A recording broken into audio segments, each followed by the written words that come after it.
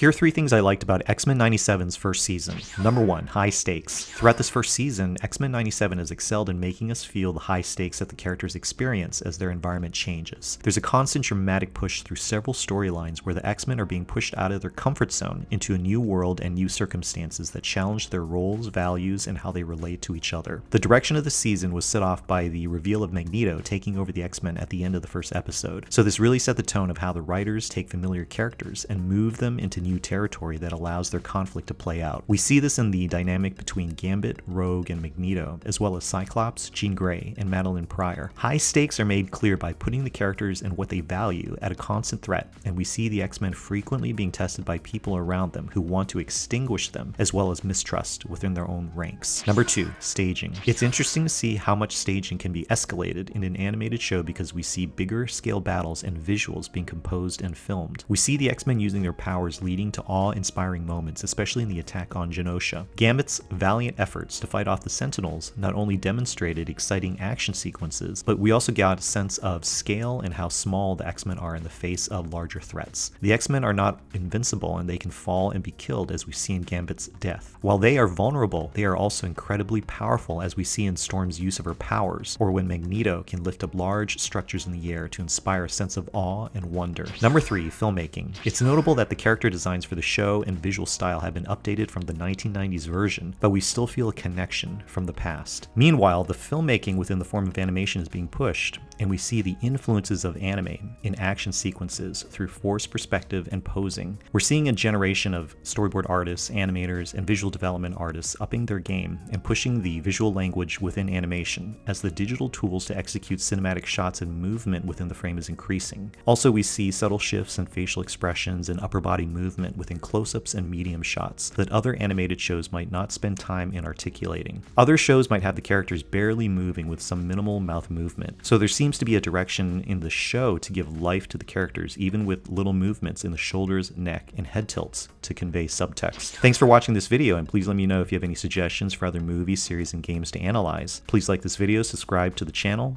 and leave a comment below on what you think about this series.